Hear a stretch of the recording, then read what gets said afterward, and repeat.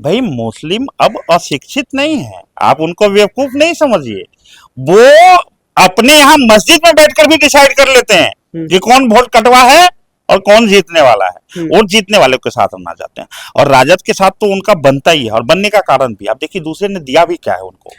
यहाँ पे एक फारूक शेख होते हैं, ठीक है, संभव था कि उनको टिकट में मिल जाता, अभी एमएलसी हैं। पिछली बार यहाँ से हारे थे 2,65,000 वोट प्राप्त करके फैसल अली, उनको एमएलसी बना दिया गया। ये कौन सा दल दे रहा है दूसरा?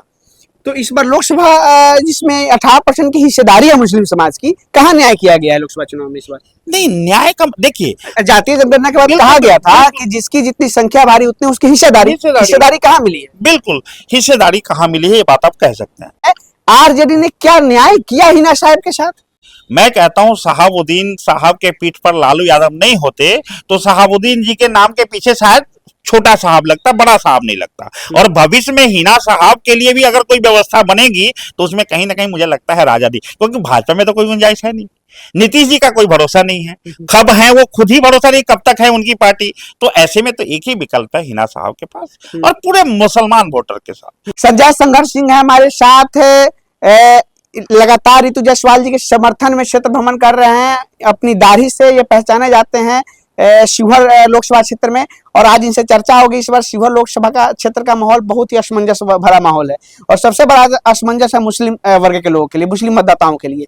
क्या लग रहा है इस बार एआईएमएम की एंट्री हो गई है, और राजद के कोर वोटर मुस्लिम समाज के लोग माने जाते हैं, और इस बार कहा जा रहा है कि क्या राजद की लालटेन मुस्लिम समाज जलाएंगे, मुस्लिम मतदाता जलाएंगे, या एआईएम की पतंग उड़ाएंगे?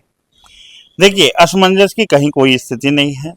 असल में हम लोग आज भी पुराने समय को याद किए बैठे हैं। भाई मुस्लिम अब अशिक्षित नहीं है, आप उनको बेवकूफ नहीं समझिए। वो अपने यहाँ मस्जिद में बैठकर भी डिसाइड कर लेते हैं कि कौन वोट कटवा है और कौन जीतने वाला है। वोट जीतने वाले के साथ हम ना जाते हैं, और राजद के साथ तो उनका बनता ही है, और बनने का कारण भी आप देखिए, दूसरे ने दिया भी क्या है उनको। यहाँ पे एक फारूक शेख होते हैं, ठीक है, संभव था कि उनको टिकट में मिल जाता, अभी एमएलसी हैं। पिछली बार यहाँ से हारे थे 2,65,000 वोट प्राप्त करके फैसल अली, उनको एमएलसी बना दिया गया। ये कौन सा दल दे रहा है दूसरा? तो इस बार लोकसभा जिसमें 18% की हिस्सेदारी है मुस्लिम समाज की, कहाँ न्याय किया गया है लोकसभा चुनाव में इस बार? नहीं, न्याय का देखिए, जातीय जनगणना के बाद कहा गया था कि जिसकी जितनी संख्या भारी उतनी उसकी हिस्सेदारी कहाँ मिली है? बिल्कुल, हिस्सेदारी कहाँ मिली है ये बात आप कह सकते हैं। मतलब आप ये मानते हैं कि राज्यसभा भेजा जाना किसी को लोकसभा के बराबर नहीं होता। आप मानते हैं कि विधान परिषद बना देना किसी को विधानसभा के बराबर नहीं। अरे वहां तो चुनाव का खर्चा भी बढ़ जाता है, पैर छूना भी बढ़ जाता है, और आप सीधे सदन में चले जाते हैं, और उतना ही तनख्वाह, उतना ही पेंशन, उतना ही डेवलपमेंट राशि चालू हो जाती है। ऐसा नहीं है। सवाल यह है कि 100% को पूरा करने के लिए किसी दल के पास 100% व्यवस्था भी तो होनी चाहिए ना।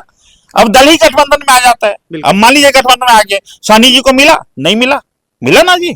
तो सवाल यह है कि समझना होगा जिसकी जितनी भागीदारी। शहाबुद्दीन साहब का परिवार, शहाबुद्दीन साहब ने आरजेडी को सींचा, और कहीं ना कहीं आज जो अकलियत समाज मजबूती के साथ है आरजेडी के साथ, उसमें शहाबुद्दीन साहब की महत्वपूर्ण भूमिका मानी जाती है। तो क्या आरजेडी ने, राजद ने, कहीं ना कहीं हिना साहब जो निर्दलीय चुनाव लड़ रही हैं सिवान से, उनके समर्थक ये कह रहे हैं कि कोई खंजर सीने में भोंकता है और कोई खंजर पीठ में पीछे से भोंकता है, तो कहीं ना कहीं प्रहार उनका राजद पर है, और हिना साहब निर्दलीय चुनाव लड़ रही है। आरजेडी ने क्या न्याय किया हिना साहब के साथ? देखिए, हालांकि मैं कोई आरजेडी का प्रवक्ता नहीं हूं मैं तो कहता हूं कि भाई मैं शिवहर से बाहर अभी देख ही नहीं पा रहा हूं, लेकिन मेरा केवल इतना कहना है, कभी आपके दोस्त थे गहरे, वो कभी आपके दुश्मन भी होंगे, लेकिन एक टेम्परेरी व्यवस्था होती है, दोस्ती फिर याद आ जाएगी। मैं कहता हूं शहाबुद्दीन साहब के पीठ पर लालू यादव नहीं होते तो शहाबुद्दीन जी के नाम के पीछे शायद छोटा साहब लगता, बड़ा साहब नहीं लगता। और भविष्य में हिना साहब के लिए भी अगर कोई व्यवस्था बनेगी तो उसमें कहीं ना कहीं मुझे लगता है राजादी, क्योंकि भाजपा में तो कोई गुंजाइश है नहीं, नीतीश जी का कोई भरोसा नहीं है, कब है वो खुद ही भरोसा नहीं कब तक है उनकी पार्टी।